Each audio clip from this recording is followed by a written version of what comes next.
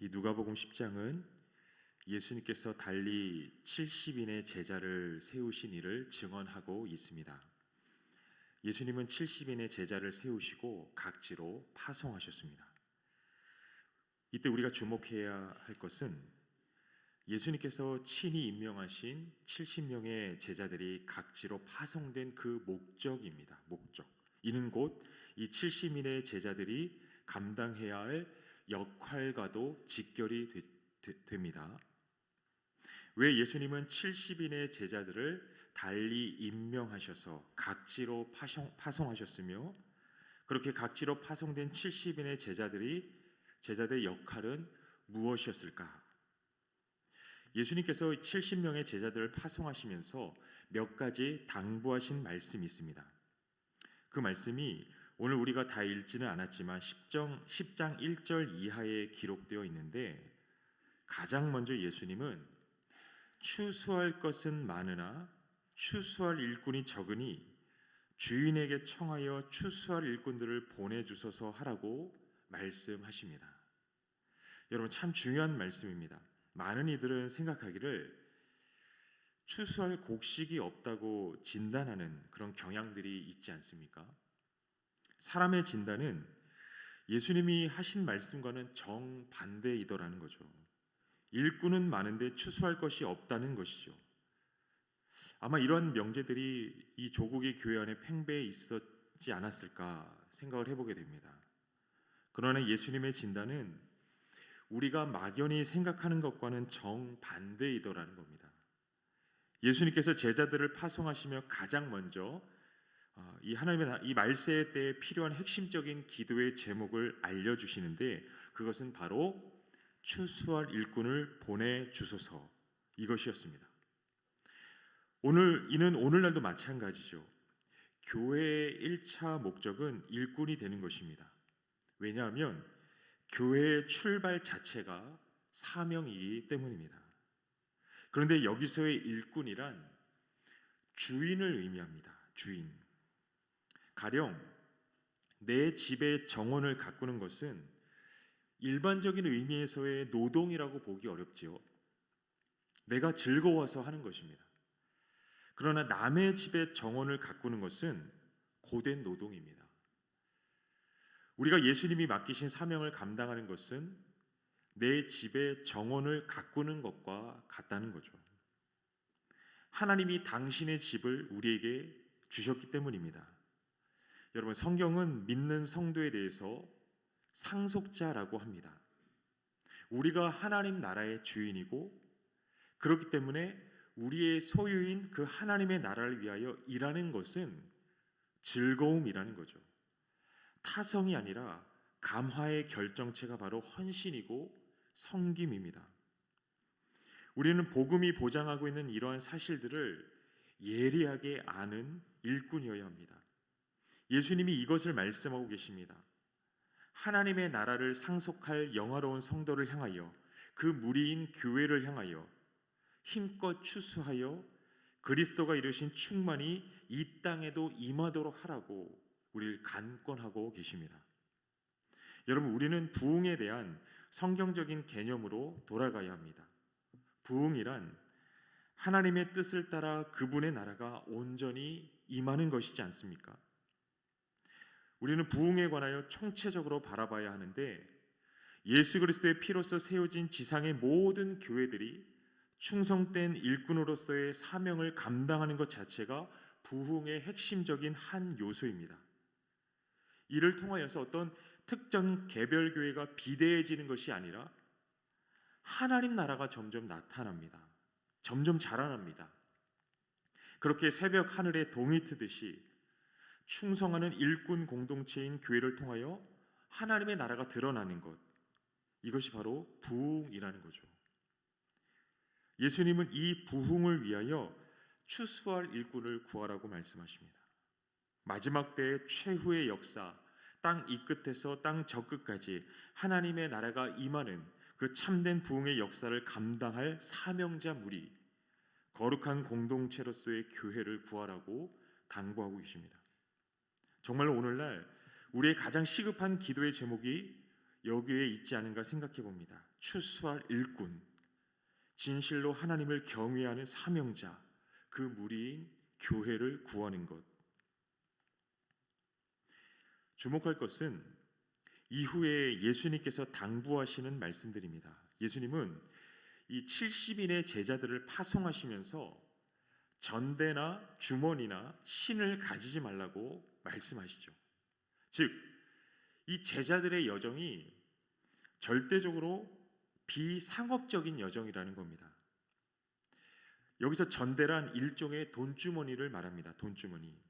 예수님은 그걸 가지지 말라고 말씀하십니다. 이 파송된 70명의 제자들의 여정이 어떤 상업적인 목적을 가진 여정이 아니라는 거죠. 제자들은 돈을 벌기 위해 임명된 것이 아닙니다. 돈을 벌기 위한 목적으로 파송된 것이 아니라는 사실입니다.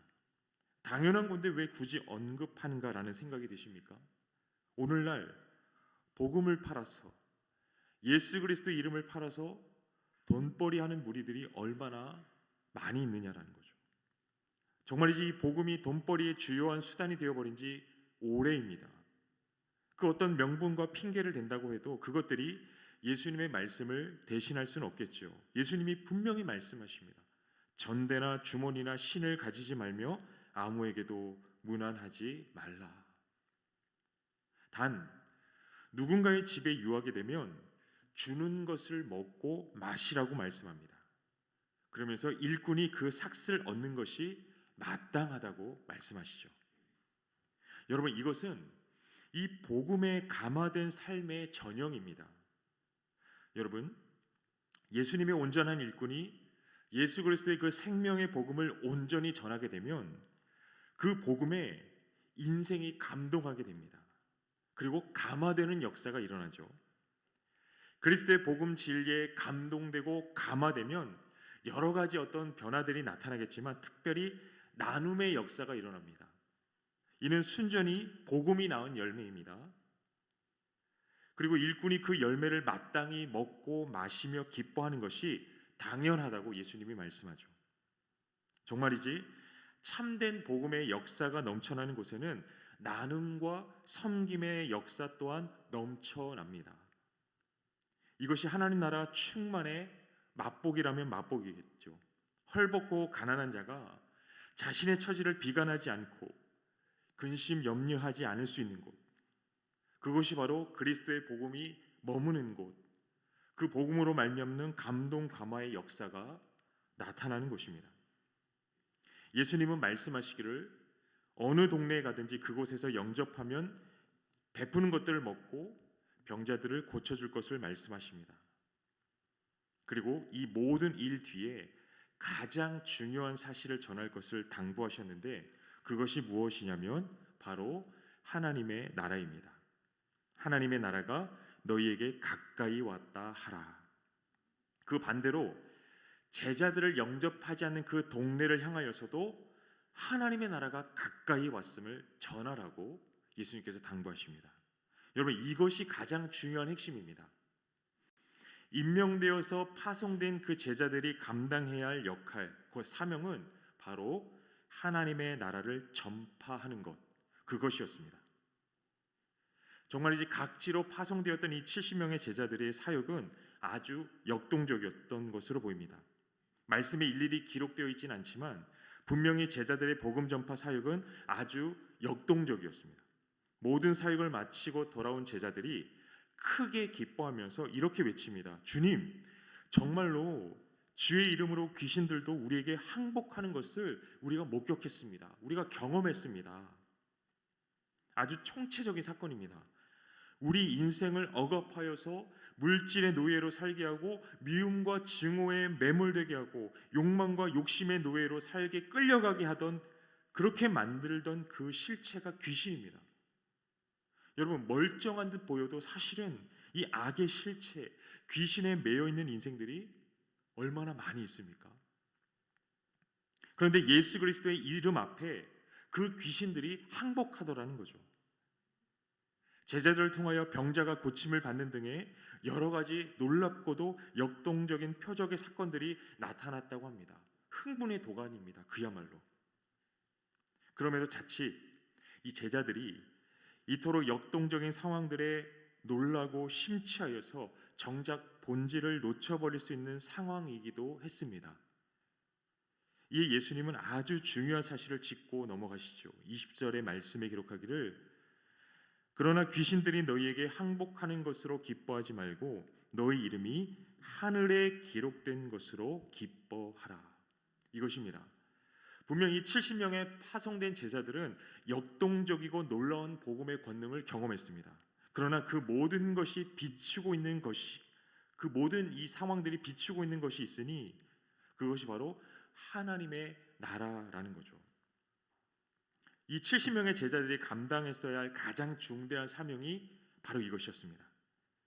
하나님의 나라가 가까웠음을 선포하는 것이죠. 병자들이 나음을 입는 이 역동적인 상황들은 어떤 면에서 보면 맛보기입니다. 맛보기. 표적이라고 하죠. 표적. 어떤 영어 성경에서 이 표적이라는 단어를 사인으로 번역하고 있습니다. 사인. 다시 말해서 징후, 어떤 일의 조짐이라는 거죠. 제자들이 권능으로 행하였던 병고침이나 혹은 축기의 역사는 어떤 중대한 일에 대한 사인, 조짐이고 징후인데 그 중대한 일이란 무엇인가라고 했을 때 예수님은 그것에 관하여 하나님 나라의 도래라고 밝히고 계십니다. 강력한 예수 그리스도의 통치 아래에서 무엇보다 인생을 억압하여서 비참하게 만드는 그 실체, 귀신들이 쫓겨나는데 중요한 것은 귀신들이 쫓겨난 후에 그 자리입니다. 귀신들이 쫓겨난 그 자리를 어떻게 하느냐의 문제가 훨씬 더 중요한 문제라는 거죠. 우리의 일생을 내려놓고 우리의 욕망을 내려놓고 욕심을 내려놨는데 중요한 건 그 내려놓은 이유죠. 무엇을 거머쥐느냐, 무엇을 손에 쥐느냐, 그것이죠. 자칫하면 처음보다 더 강력한 귀신들이 몰려와서 우리 인생을 전보다 더 비참하게 점령할지 모릅니다. 귀신이 쫓겨난 후 우리 인생은 이제 예수 그리스도로 충만해져야 합니다. 이로써 하나님의 나라가 되어야 합니다. 절망덩어리 우리 인생의 이름이, 그토록 부끄럽고 수치스럽던 우리 인생의 이름이 하나님 나라의 생명책에 기록된다고 합니다. 하나님의 나라가 우리 안에 강력히 임하는 사건입니다. 여러분, 이것이 본질입니다. 우리 안에 나타나고 있는 복음의 역동적인 현상들과 그것들이 비추고 있는 그 본질인 하나님의 나라를 잘 구분하셨으면 좋겠습니다. 병든 자가 고침을 받고 안진뱅이가 일어서고 벙어리의 입이 열리고 심지어 죽었던 자가 살아나는 기적적인 일들, 이것들은 분명히 이 세상에서 일어났던 역사죠. 초자연적인 역사입니다. 세상 역사의 어느 시점에 틀림없이 일어났던 일들입니다. 중요한 것은 이것들은 조짐이라는 거죠. 어떤 징후라는 겁니다. 더 중요한 것은 이러한 사인들이, 이 표적들이, 이 조짐들이 우리에게 무엇을 보여주고 있느냐, 그것인데 그게 바로 하나님의 나라라는 본질입니다. 우리는 현상이 아니라 하나님 나라라는 본질을 소망해야 합니다. 여전히 수많은 그리스도인들이 본질이 아닌 현상에 매여 있습니다. 왜 나는 열심히 믿는데 병이 낫지 않는가? 왜 나는 죽도록 믿는데 성공하지 못하는가? 여러분, 내가 병들게 되면 하나님의 나라가 나를 떠나버립니까? 내가 가난하면 하나님의 나라가 나를 외면합니까? 내가 실패하면 하나님의 나라가 나를 멀리합니까? 누가복음 17장 21절에 예수님이 이렇게 말씀하시죠. 또 여기 있다 저기 있다고도 못하리니 하나님의 나라는 너희 안에 있느니라. 여러분, 이것이 본질입니다. 예수께서 친히 하신 말씀, 하나님의 나라가 지금 우리 가운데 있다라는 사실. 사랑하는 성도 여러분, 이 성경의 흐름을 유심히 보시기 바랍니다. 분명히 파송된 70명의 제자들은 역동하는 그 복음의 역사 속에 하나님의 나라를 즐겁게 맛보아 알았습니다. 다 된 것 같았습니다. 이 순간들만큼은 정말이지 기쁘고 벅차올랐습니다. 뭐든지 할 수 있을 것 같았습니다. 그러나 그 이후에 제자들의 삶은 어떠했습니까? 결코 녹록지 않았죠. 이후에 이 일꾼 공동체인 교회의 삶은 결코 순탄하지 않았습니다. 묵시적 예언의 말씀인 요한계시록의 핵심은 여러분 바로 이 말세 때의 교회가 겪게 될 환난입니다. 환난. 하나님 나라를 회방하는 그 세력들의 고집스러운 방해가 고조되고 그 안에서 교회는 환난을 겪습니다. 정말이지 어느 정도냐면 하나님의 나라가 마치 상실되어 버린 것 같은 그런 착각에 빠질 정도의 환난, 마치 하나님이 실패하고 패배하신 것 같다는 그런 생각이 들 정도의 그 혼란함들. 그러나 이 성경의 메시지는 늘 언제나 한결같고 동일합니다. 한치의 흐트러짐이 없습니다. 하나님의 나라가 가까이 왔다 하라. 사랑하는 성도 여러분, 이 본질을 놓치지 마시기를 바랍니다. 우리의 가슴을 뜨겁게 하는 놀라운 표적의 역사가 하나님의 나라의 임박성을 나타내는 그 조짐으로 나타나죠. 징후이죠. 그러나 반대로 우리의 가슴을 쓰라리게 하는 고난과 환난의 역사 또한 하나님 나라의 임박함을 나타내는 또 하나의 징후이기도 하다는 사실을 우리가 꼭 기억했으면 좋겠습니다. 중요한 것은 예수님의 말씀대로 어떤 상황 속에서도 하나님의 나라는 점점 가까워 오고 있다는 거죠. 우리는 한치 앞이 보이지 않는 그러한 예측 불허의 시기를 지나고 있습니다. 그 안에서 수많은 사람들이 영적인 시선을 잃어버리고 있습니다. 전쟁 중인 우크라이나가 3차 세계대전의 도화선이 될지 예측할 수 없는 상황이고 기근과 전염병은 현재 진행형입니다. 이처럼 우리의 삶에 나타나는 현상적인 것들이 두려움과 절망적인 것들이다 보니까 많은 사람들이 하나님 나라를 향한 그 영적인 시선을 하나님 나라가 가까웠다라고 뚜렷하게 분명히 말씀하시는 그 예수님의 메시지를 향한 영적인 시선들을 상실하는 경향들이 다분하게 나타나고 있지 않습니까? 여러분, 이 시간 우리가 분명히 알 것은 푸른 마르고 꽃은 시드나 여호와의 말씀은 영원하다는 사실입니다. 그 무엇도 어떤 세력도 어떤 상황도 예수님의 말씀처럼 지금 우리 가운데 강력하게 임하고 있는 그 하나님의 나라를 가로막을 수는 없습니다. 오직 모든 것이 주의 말씀대로 한치의 어긋남도 없이 이루어질 것입니다. 우리는 분명히 이 말씀의 나침판을 꼭 쥐고 어지럽고 혼돈한 시기를 헤쳐나가야 합니다. 여러분, 지금도 저마다의 처소, 저마다가 살아가고 있는 그 치열한 삶의 현장 속에서 여러 가지 문제들로 고심하고 애통하는 사랑하는 성도님들, 말씀을 통하여 강력하고 뚜렷한 여호와 하나님의 뜻을 목격하시는 은혜가 있기를 소망합니다. 하나님의 나라가 가까웠다고 하라. 우리 주님이 모든 눈물을 닦아주시고 다시는 아픔이 없고 고통이 없고 상실이 없는 나라, 영원히 왕노릇하며 여호와를 즐거워하는 그 행복한 나라, 그 나라가 가까웠다고 우리 주님이 친히 우리에게 말씀하십니다. 고난이 더할수록 기뻐하라고 하신 우리 주님의 그 말씀을 기억하며 영적인 민감함으로 성령 안에서 지금의 이 시대를 조명하고 하나님 나라를 이해하는 온전한 일꾼 공동체 되어서 마지막까지 주님이 부탁하신 사명 감당하는 우리 모두의 삶이 되기를 간절히 소망합니다.